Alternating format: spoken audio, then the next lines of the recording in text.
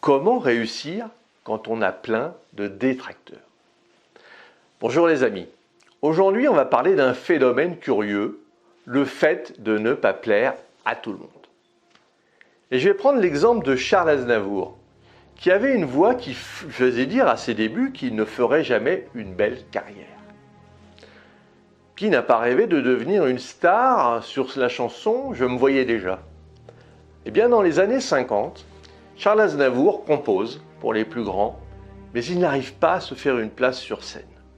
Chauffeur, éclairagiste, il est en fait l'homme à tout faire d'Édith Piaf.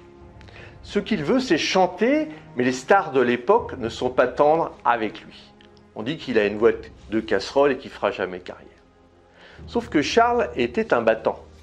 Et il ne s'est jamais plaint de cette situation et a toujours cru en son étoile. C'est la persévérance et l'envie de réussir qui l'ont poussé à devenir la grande vedette reconnue, même de l'autre côté de l'Atlantique.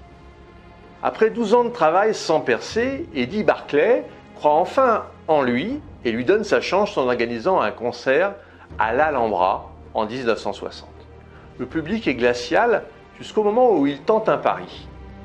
Il part en coulisses et commence à se déshabiller pour se mettre à nu certainement, mais il revient pour chanter « Je me voyais déjà ».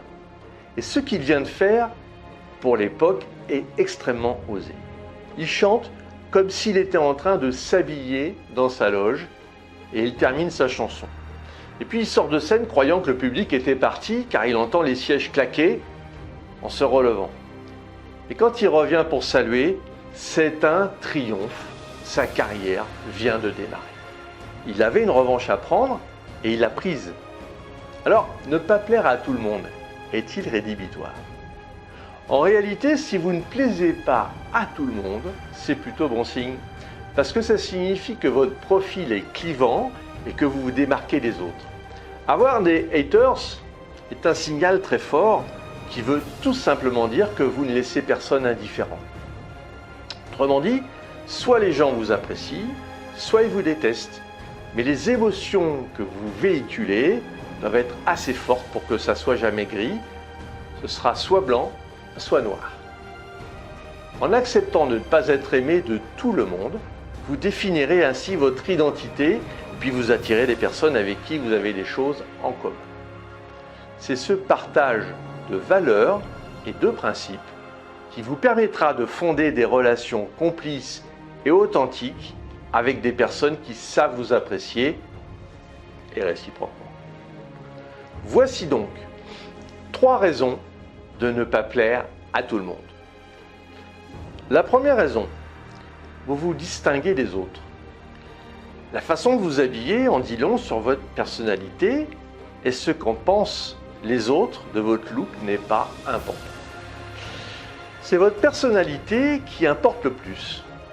C'est qui vous êtes à l'intérieur qui fera la vraie différence. En revanche, le fait de ne pas rentrer dans le moule et de mettre en avant votre personnalité par des vêtements ou des accessoires ou un comportement différent vous permettra de vous distinguer des autres. Vous dérangerez certaines personnes, mais vous ne laisserez pas indifférent. Et au-delà de l'apparence, vous n'aurez pas à jouer un jeu, car vous serez vous-même et vous vous sentirez beaucoup mieux.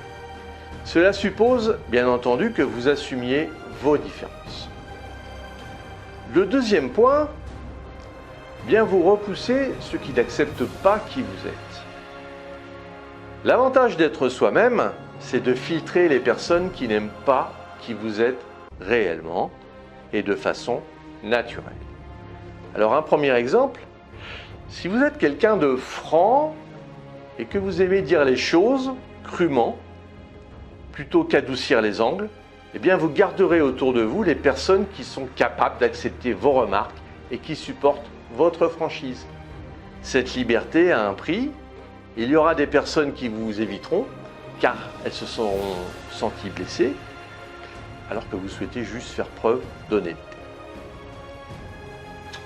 En 3, vous attirez ceux qui vous ressemblent et vous acceptent.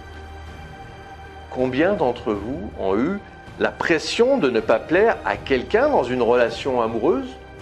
Vous sortez avec quelqu'un puis vous cachez vos défauts et d'autres aspects de qui vous êtes, de peur de ne pas plaire, notamment en début de votre relation. Alors je ne dis pas qu'il faut choisir des personnes avec qui on partage les mêmes goûts, mais juste que jouer à un jeu ne vous mènera nulle part. Restez vous-même. Vous savez pourquoi? Tout simplement parce que les autres sont déjà pris. Cela m'a permis de comprendre que j'avais besoin d'être avec quelqu'un qui m'accepte comme je suis, quelqu'un devant qui je peux sortir des blagues douteuses sans me demander si ça va l'amuser ou la choquer. J'ai d'ailleurs réussi à trouver cette personne et il faut parfois être patient. A-t-on vraiment besoin de plaire à tout le monde? Être soi-même n'est pas chose facile, on pense avoir beaucoup de choses à perdre, des amis, des partenaires. Mais au final, est-ce que l'on perd quelque chose? Ou n'est-ce pas plutôt le moyen de se retrouver tel qu'on est, serein, sans stress de ne pas plaire? N'est-ce pas aussi le moyen de s'entourer de personnes qui nous comprennent et nous acceptent vraiment? À trop vouloir plaire aux autres, vous perdez de vue qui vous êtes et ce que vous attendez de votre vie. Ne laissez pas les commandes de votre vie à quelqu'un d'autre. Si vous voulez aller plus loin dans la gestion de votre temps, et pour vous remercier d'avoir suivi cette vidéo, j'ai mis à votre disposition 1 heure de formation sur le fonctionnement de votre cerveau et la préparation mentale. Laissez-moi votre meilleure adresse email pour que je vous l'envoie. Et puis si vous avez besoin d'un coaching privé, je vous offre une demi-heure et le lien est dans la description. Voilà, vous pouvez nous retrouver sur le site internet www.lessecretsdechronos.com. Partagez, likez, abonnez-vous à la chaîne, mettez un pouce bleu. À très vite les amis.